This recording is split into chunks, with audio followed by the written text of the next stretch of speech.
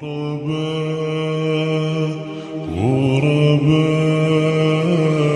مسلمان کو تو ایک دن بھی بغیر امیر کی ماتحتی کے گزارنے نہیں چاہیے۔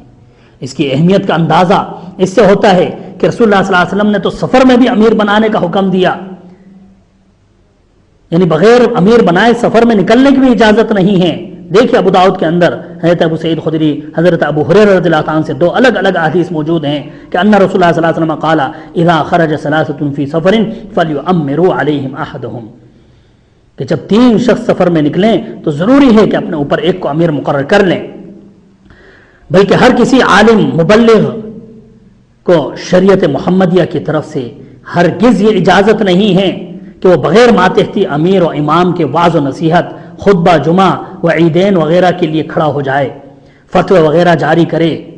غور کیجئے اس فرمان نبی صلی اللہ علیہ وسلم پر۔ ان عوف ابن مالک الاشجعی رضی اللہ عنہ ان رسول اللہ صلی اللہ علیہ وسلم قال لا يقص الا امیر او مأمور او مختال۔ مسند احمد، ابو داؤد وغیرہ کی یہ حدیث ہے۔ علامہ البانی اس کو صحیح قرار دے رہے ہیں اس کے طرق کی وجہ سے، اور ابن ماجہ وغیرہ میں بھی یہ روایت موجود ہے۔ امام حیثمی اس کو حسن قرار دے رہے ہیں۔ کیا فرمایا اللہ کے رسول صلی اللہ علیہ وسلم نے کہ وعظ و نصیحت کرنے والا یا تو امیر ہوگا یا مامور ہوگا، جس کو امیر مقرر کرے، یا پھر اپنے علم پر اترانے والا، تکبر کرنے والا ہوگا۔ اور مختار فرمایا تیسرا، اپنے علم پر اترانے والا، تکبر کرنے والا ہی ہے۔ وعظ و نصیحت، خطبہ جمعہ و عیدین وغیرہ صرف امیر یا مامور ہی کریں گے۔ اس حدیث پر صحابہ کا عمل بھی دیکھ لیجئے کہ کس طرح سے وہ اس پر عامل تھے۔ کثیر بن مرہ کہتے ہیں کہ حضرت عبد الرحمن بن عوف حمص ملک شام کی ایک مسجد میں داخل ہوئے تو دیکھا کہ کچھ لوگ ایک شخص پر جمع ہیں۔ پوچھا یہ کون لوگ ہیں؟ لوگوں نے بتایا کہ حضرت کعب ہیں جو لوگوں کو وعظ و نصیحت کر رہے ہیں۔ حضرت عبد الرحمن بن عوف نے کہا کہ اس کی خرابی ہو، کیا اس نے رسول اللہ صلی اللہ علیہ وسلم کا یہ فرمان نہیں سنا کہ بیان دینے والا یا تو امیر ہوگا یا مامور ہوگا یا پھر اپنے علم پر اترانے والا ہوگا؟ راوی کہتے ہیں کہ جب یہ بات حضرت کعب کو پہنچی تو انہوں نے اس کے بعد بیان دینا چھوڑ دیا، کبھی بیان دیتے ہوئے نہیں دیکھے گئے۔ ہاں جب امیر المؤمنین حضرت معاویہ رضی اللہ تعالیٰ نے ان کو اس کا حکم دیا تب انہوں نے بیان دینا اپنے لیے حلال سمجھا۔ مسند احمد کی یہ روایت ہے۔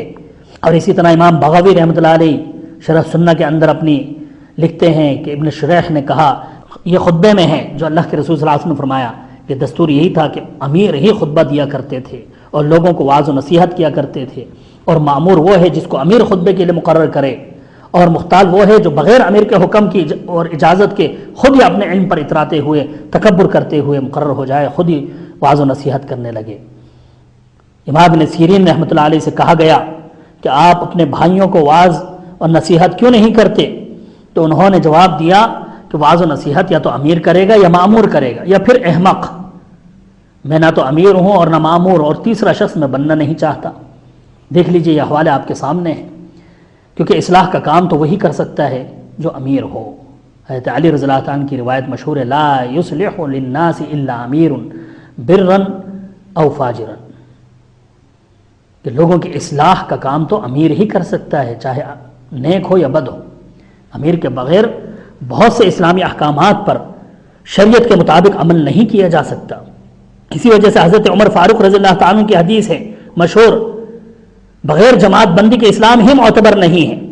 سنیے عن عمر بن الخطاب رضی اللہ عنہ قال لا اسلام الا بجماعت ولا جماعت الا بامارت ولا امارت الا باطاعت۔